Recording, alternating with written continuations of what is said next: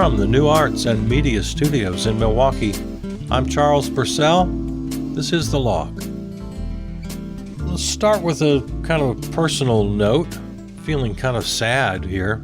The loss of Wisconsin Public Radio News here in Milwaukee. You know, wherever you are, I'm sure you've faced this.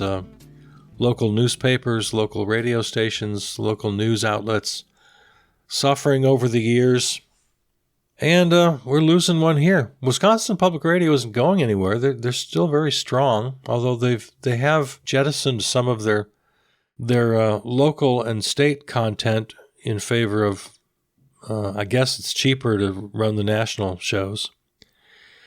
So there's still going to be a statewide network. There's still a powerful force, especially when it comes to election coverage and news coverage from the state capitol. Really important service. And that's why it's so sad that they're not going to be in Milwaukee anymore.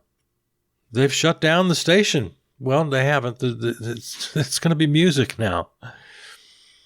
Just to give you a general idea of how this works, Wisconsin Public Radio has two networks, a music network and a news network. Most folks in the state get both. In other words, one frequency of their dial, they can get WPR music. The other frequency of their dial, they can get WPR news. For some reason here in Milwaukee, we just have the one station. And in their wisdom, the bosses in Madison have decided that we here in Milwaukee are going to get the music feed and not the news feed. And that's very sad. I worked for Wisconsin Public Radio for a few years in the mid-aughts. And it's a beautiful thing. I was very proud to work there. And it's very sad that it's gone now. And I got to confess, I'm more than a little bit angry about this too. To take the news service out of Milwaukee, to deny it to Milwaukee listeners is such a slap in the face. It's such a middle finger. I mean, Milwaukee is the only real racially diverse region of the state.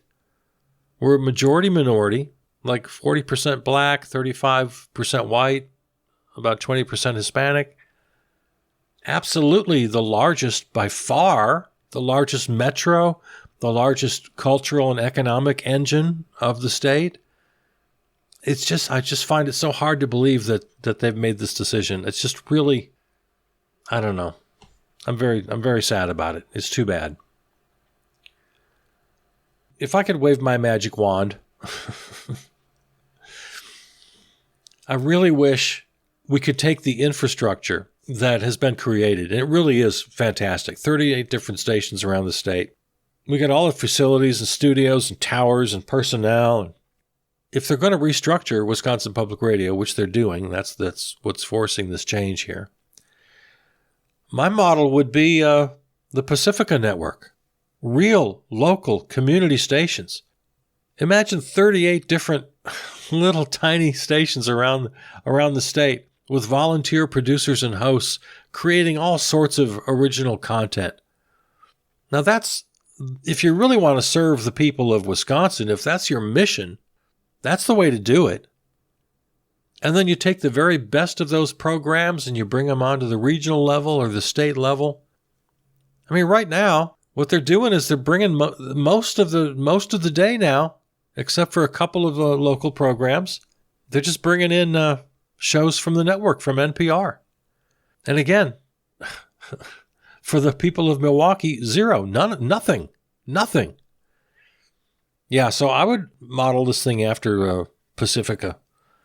Volunteer producers and hosts talking about everything under the sun. It's incredible. Right here at my little radio station, WXRW in Milwaukee, tiny little LP-FM. The programming is amazing. Just tune in any time of day. You never know what you're going to hear. Yeah, and with the infrastructure WPR is already built up, that could be a beautiful, beautiful thing. But that's another world. That's another world. So, yeah, so long. So long to Wisconsin Public Radio. Hey, while we're saying so long, you know who passed away? Robert McNeil. what a pioneer of talk about public broadcasting. He was right there at the beginning of PBS. And NPR, PBS, Wisconsin Public Radio, there was this magic time in the late 60s, early 70s when this was all kind of born. And Robert McNeil, of course, the founding member of PBS, and along with his partner, Jim Lehrer, created the McNeil-Lehrer Report, I think they first called it, then the News Hour. And now it's continues to this day as the PBS News Hour. And a real success story. I mean, broadcast news, we know how lame it can be, and mostly is. But their philosophy from the beginning was that, long form, in-depth, respect your audience, nuance. You can be fair without pandering to this sort of both-sidism that I'm always so critical of. And to this day, I think the News Hour still does an excellent job. I mean, they're not perfect. Nobody's perfect. And they take corporate sponsors, and so nobody's perfect. Again, go to your community stations to find the real deal. We here at our station play Democracy Now! With Amy Goodman. I'm always talking about her and that show. Just fantastic. But right now, so long to Robert McNeil. He was an old guy. He was, I think, 93. Old people die.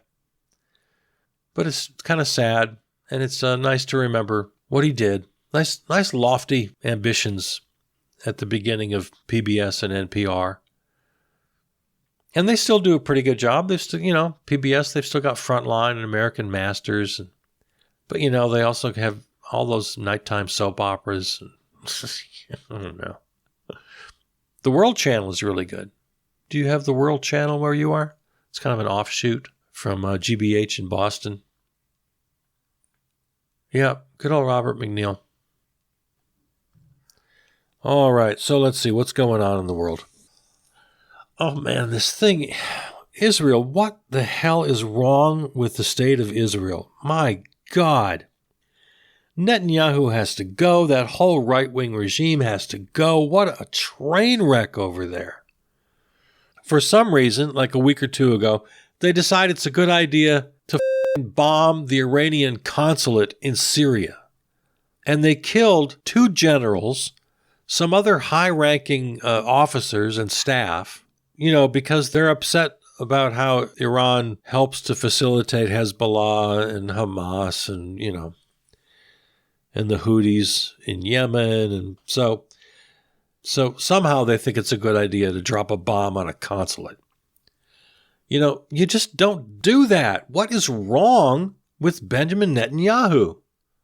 What a tool that guy is. So Iran has to, of course, respond because that's what countries do. Every time we get a new president, have you noticed? It happened with Barack Obama. It happened with the Orange Menace. It happens with all of them. The first time they have to bomb somebody. And all the talking heads come out and say, well, he's officially president now. He bombed somebody. He's really earned his stripes. Because that's what you do. Somebody takes action, somebody hits you, you got to hit them back. Because testosterone, I don't know. It's just the way the world works. So Iran absolutely, under this screwy system that we live under, had to respond to this flattening of their consulate in Syria. So they respond. But they did it in such a smart way. They don't want to escalate this thing. They don't want a big old regional war in the Middle East. They don't want World War III. So what do? They send a bunch of missiles and drones that they know damn well aren't going to ever hit their targets.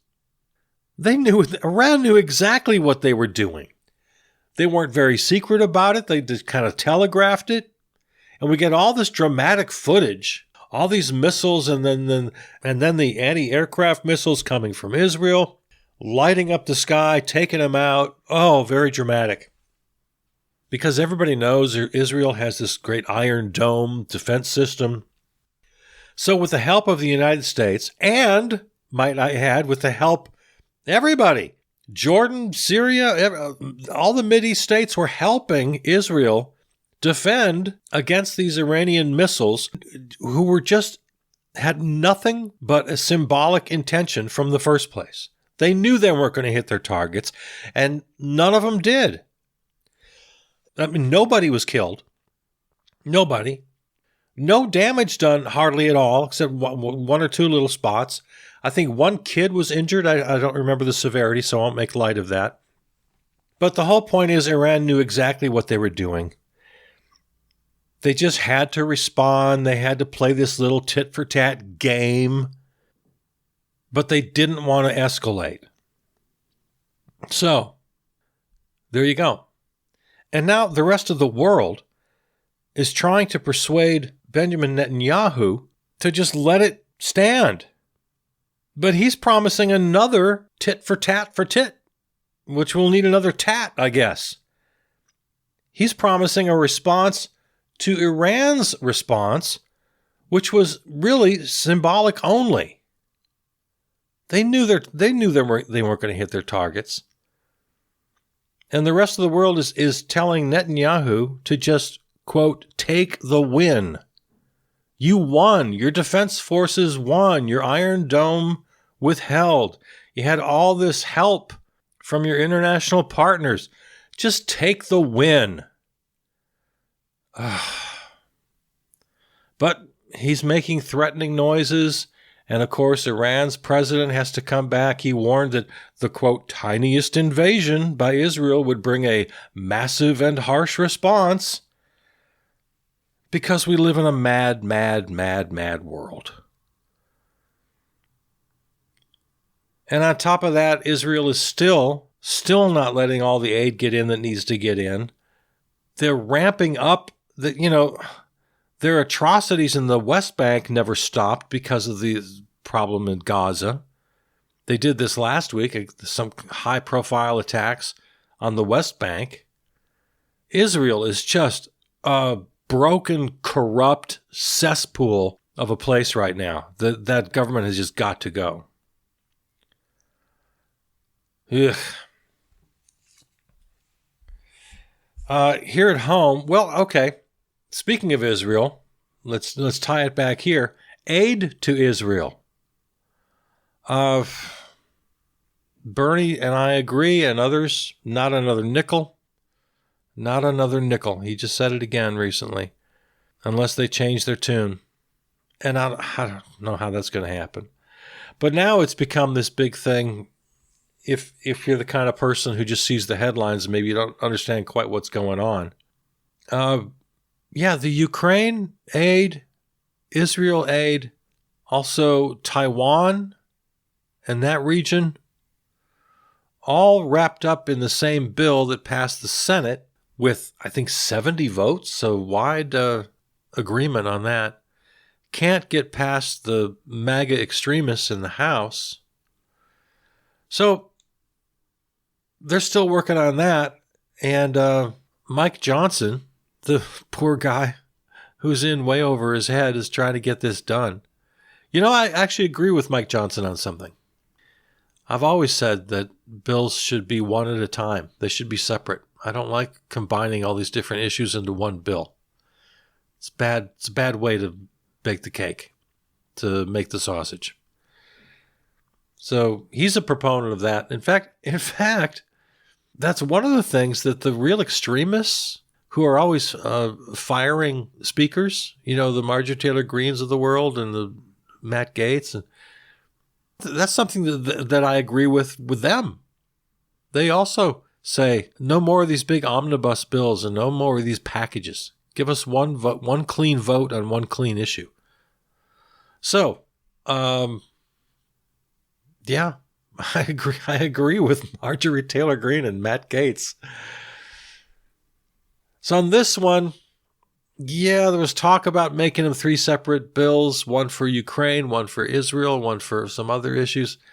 And I try to be logically consistent and morally consistent. I've told you over the years that I've kind of gone from pretty much a flat-out pacifist to I've changed. I mean, I understand you have to defend yourself sometimes. I'm all for defense. The problem is, you call here in America you call it the Defense Department, but then you use it to invade and attack and occupy. No, I would support a defense system that actually defended. But when you start playing with concepts and playing with words and preemptive strikes and, well, we have to attack and we have to invade, or no. It's not.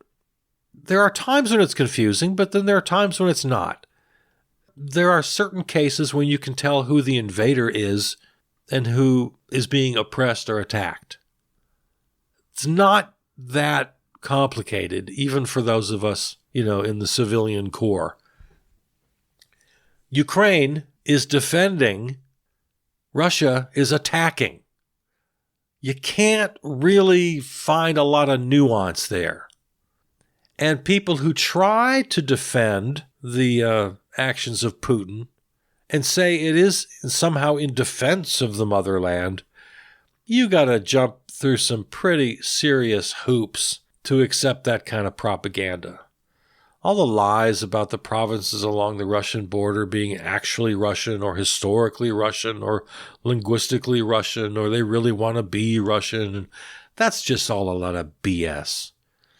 And you don't have to be an international expert to figure that out. So, yeah, Russia is attacking. Ukraine is defending. And for that reason, I totally support financial support and arms to Ukraine. Yeah. Sorry, I know all my pacifist friends disappointed in me, but I'm okay with defense. I really am. Israel, on the other hand,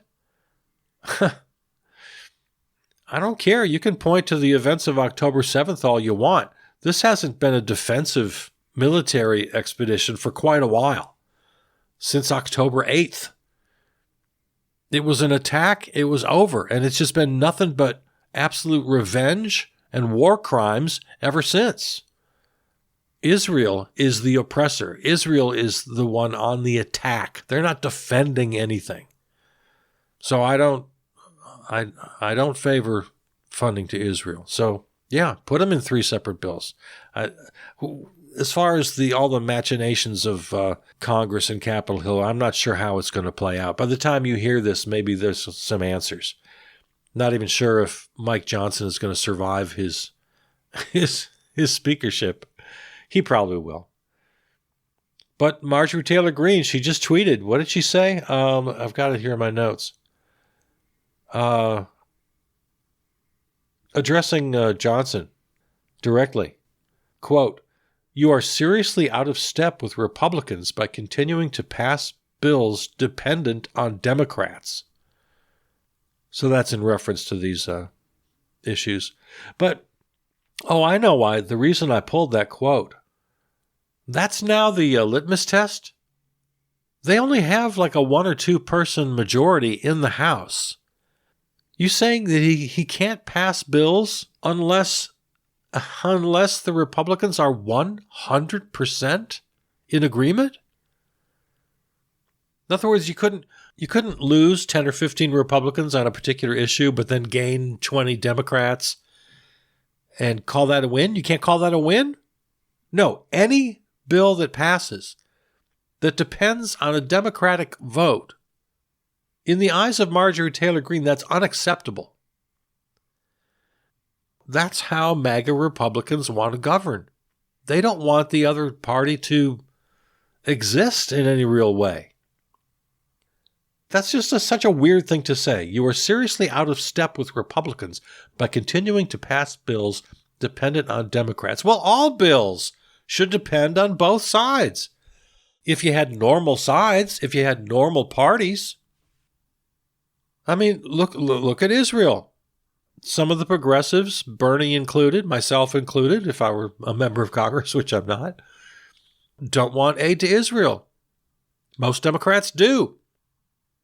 So they'd have to pass that bill with the help of Republicans, and nobody's saying that's out of step. It's out of step with the Democratic Party if you continue to pass bills dependent on Republicans. Of course not. They'll take a Republican vote whenever they can get one. That's what you're there for. You're there to govern, stupid. What a deplorable thing to say. So we'll see what happens. Again, by the time you hear this, maybe there's a lot more that's news than I know about. But still no aid to Ukraine, still no aid to Israel.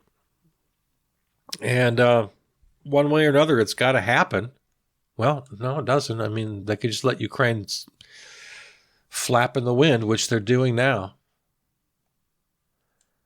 And that's a whole bigger issue. I still can't quite figure how MAGA Republicans just fell in love with Vladimir Putin. That's such a weird dynamic. There's still a hope of this, it's called a discharge petition. If even though Speaker Johnson is trying to get this to a vote, to the floor, he's being threatened by the MAGA caucus. So if he can't get it done, this discharge petition is an end around. And basically, it just means you have to get enough people to sign this petition, and that puts the vote on the floor without the speaker's say-so. But I think they need like 20 Republicans to sign it. That looks doubtful. Maybe we'll pick up on this. Oh, you know what? I want to mention something from a couple weeks ago, just real quick. You know, I can get kind of ornery, right? I mean, you know that. But I just want to tell you about something I absolutely loved. And that was a couple Monday nights ago on PBS. They had a great little concert in honor of Elton John and Bernie Taupin, who received the Gershwin Prize for popular music. And of the many great moments of the night, the one that stood out for me was Joni Mitchell's performance of I'm Still Standing. Our own Sister Strings from Milwaukee continues to have they've had the most incredible run over the last year. They were there accompanying Annie Lennox and Brandi Carlile singing backup.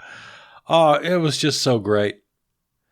Yeah, the big tip of the cap to Shanti and Monique Ross, Sister Strings, the pride of Milwaukee. They're out there getting it done, just doing all the coolest gigs. And I just wanted to mention it because it was just beautiful. It was just beautiful. By the way, Sister Strings, they were there. They were up on stage all night. They accompanied everybody. Annie Lennox and the sister of Ryan White came out and read a letter because, of course, Elton John, very active in the gay rights community. Garth Brooks did a nice number. Yeah, Sister Strings right there with all of them. And they accompanied Elton himself when he took the stage. So pretty big deal. But I bring this up for two reasons. Like I said, I get really ornery about lots of stuff. And I get very critical. In the arts because I just can't stand mediocre BS in the arts because I know how great it can be, right? When you love great art, doesn't bad art just make you mad? Maybe it's just me. I'm not talking amateur art. I think everybody should make art, whether it's good or not. No, that's not what I'm talking about. If you make bad art, bully for you, do it. That's not at all what I'm talking about. I'm talking about people who become big stars and everybody thinks it's great and everybody's their minds are twisted thinking that this money-driven crap is good. It's a kind of cultural brainwashing that just makes me crazy. And so when I see music, art, film that really is wonderful and beautiful and moving, it just makes me so happy. And then the next time I see the BS, I'm reminded of the chasm between the two. And it's not just a matter of taste. It's just really, okay. And then the second reason, I think I said there were two reasons. The second reason is their acceptance speeches. Again, Bernie Taupin and Elton John winning the Gershwin Prize. They both got up and spoke. And they really talked a lot about America and how much there is to love about America. And I thought, yeah, there is. And this is very much related to what I was just talking about. That so much of the culture of America has been exported to the world. And it's just beautiful. We hang in there. We do a good job. There's very little to love. And I talk about it every week. There's almost nothing to love about American politics, the economy, issues of war and peace, imperialism, income inequality. We are screwing up on almost every front. We're like Bizarro World. We're doing almost everything wrong.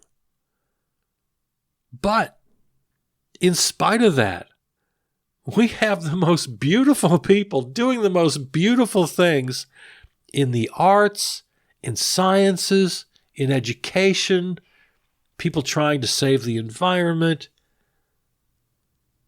We can be such a beautiful people. So I watched this awards show, bursting with pride about my old River West neighbors, Sister Strings, and hearing the most beautiful music being performed, and then getting this wonderful little life lesson from a couple of Brits, Bernie and Elton, about how grateful they are for American culture. And yeah, we are great. So when I get on here every week and bitch and moan about how America sucks, well, again, politics, economy, war and peace, we do suck. We do practically everything wrong. We're about 180 degrees in the wrong direction on almost everything. But I tell you, the people themselves, the culture, the arts, the sciences, we can really be beautiful. And that was a nice moment. It was a really nice moment. And I just thought I'd share my feelings on that with you. All right. Okay. There it is. That's the log for today. Again, this can be found on any of your platforms, wherever you find your podcast. Thanks to River West Radio, riverwestradio.com, for being our flagship terrestrial station. Follow me on Facebook. Write to me, charlespurcell@gmail.com. And thanks to Peter Donalds, who wrote and performed the theme music. All right, that's the log. See you.